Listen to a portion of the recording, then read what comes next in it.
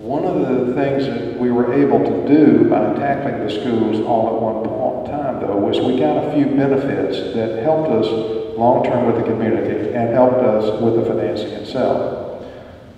One of the bullet points you'll see on there is minority participation.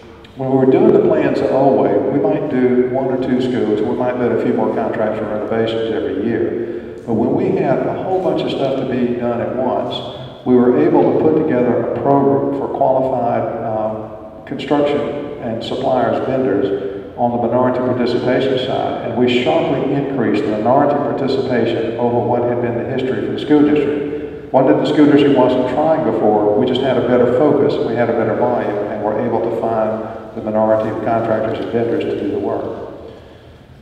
The second thing we did was we were able to cut some of the costs because when the traditional way the school district would do things is they would design a building, they would bid it out, and they would build it. And then the next building, they would do another solicitation, they'd pick another architect, he would design, or she would design the building, they would bid it out, and they would do it again. And then the next time, they would do the same thing. So I would probably have 3 different architects for 3 different schools. Each of those architects had their own ideas about what should be in the building, what kind of equipment should be in the building, how the building should be designed, a whole host of other things.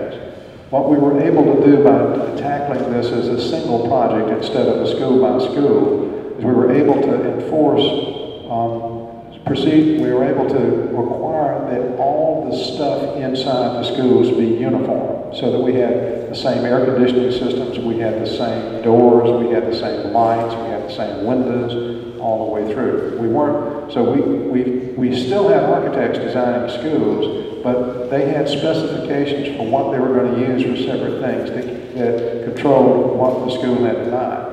The second thing is, there's a school district, and people actually like their own schools, and they like to be able to identify their school as opposed to somebody else's. So they realized that, well, we could have the same guts in a variety of different ways, but we could have different elevations. We could have different arrangements of the guts so that schools would all look different and would all be personalized for a particular community and a particular site. But inside, it would all be the same. So we had the benefit of mass, what the term that was developed was mass customization. We had the benefit of mass procurement, mass purchasing, and mass elimination of variability in design. But we also had customization that made the community happy that they were getting their school. We also had input from the community on designs and input from the Board of Trustees.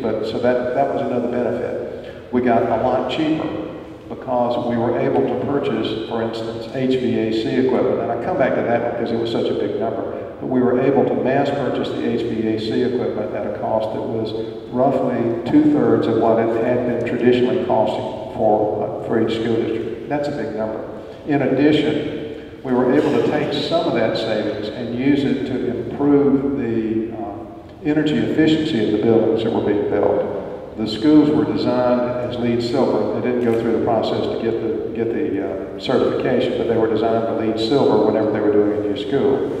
For a school district, one of the biggest problems is operating budget money. So if I can reduce the power costs in the school, I free up more operating budget money to do things like hire teachers, which is kind of a good thing in a school district. So that was one of the